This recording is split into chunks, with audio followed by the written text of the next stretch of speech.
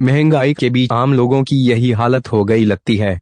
खाने का तेल महंगा होने के बाद अब रसोई की सबसे अहम चीजों में से एक रसोई गैस के दाम बढ़ गए हैं।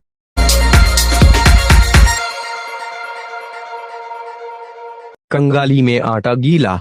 महंगाई के बीच आम लोगों की यही हालत हो गई लगती है।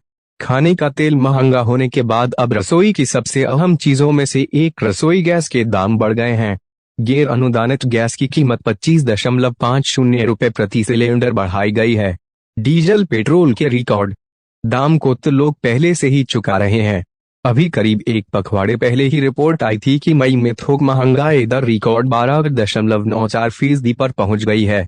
महंगाई की ऐसी हालत तब है जब कोरोना संकट के बीच लोगों की आमदनी घटने और नौकरियां खत्म होने की खबरें हैं। अब रसोई गैस के दाम बढ़ने का सीधा असर आम आदमी के रसोई पर पड़ेगा।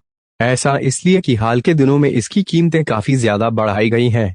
1 जुलाई से 14.2 किलोग्राम के सिलेंडर पर 25.50 रुपए की बढ़ोतरी के साथ ही दिल्ली और मुंबई में इसकी कीमतें 834.50 रुपए हो गई हैं। इसकी सबसे ज्यादा कीमत चेन्नई में 850.50 रुपए है।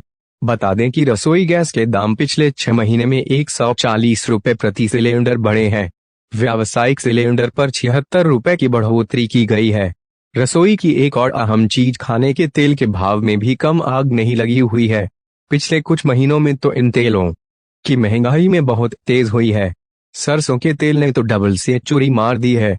सरकारी आंकड़ों के मुताबिक मूंगफली का तेल 20%, सरसों का तेल 44% से ज्यादा, वनस्पति करीब 45%, सोया तेल करीब 53%, सूरजमुखी का तेल 56% और पाम ऑयल करीब 54.5% महंगा हुआ।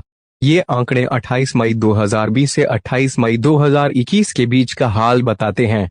खाने की इन चीजों के महंगे होते जाने के बीच डीजल पेट्रोल की कीमतें भी आसमान छू रही हैं।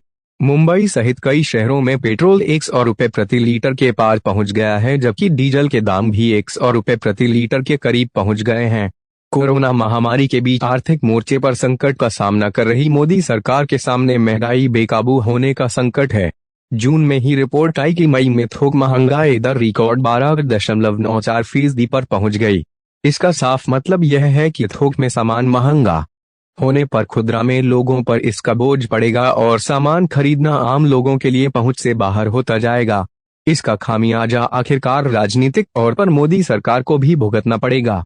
थोक महंगाई बढ़ने का कारण मुख्य तौर पर कच्चे तेल और निर्मित सामानों के दाम में बढ़ोतरी है। थोक महंगाई के आंकड़े जारी करने के दौरान वाणिज्य मंत्रालय ने एक बयान में कहा था, मासिक WPI पर आधारित मुद्रास्फीति की वार्षिक दर मई 2021 में पिछले साल मई के मुकाबले बढ़कर 12.94% हो गई। यह दर मई 2020 में ऋणात्मक 3.37% थी। मई महीने में ईंधन और बिजली की मुद्रास्फीति सबसे ज्यादा बढ़ी और यह बढ़कर 37.61% हो गई। महंगाई की ये हालात तब हैं जब कोरोना संकट के बीच आम लोग भी खराब आर्थिक हालात से जूझ रहे हैं। हाल ही CMI की रिपोर्ट आई थी कि कोरोना के कारण करीब 1 करोड़ लोगों की नौकरियां चली गई हैं और 97% लोगों की कमाई घट गई है। ऐसे में जब घर का खर्च चलाना ही मुश्किल हो रहा हो और हर चीज की कीमतें महंगी होती जा रही हों तो इसे कंगाली में आटा गीला होना नहीं तो और क्या।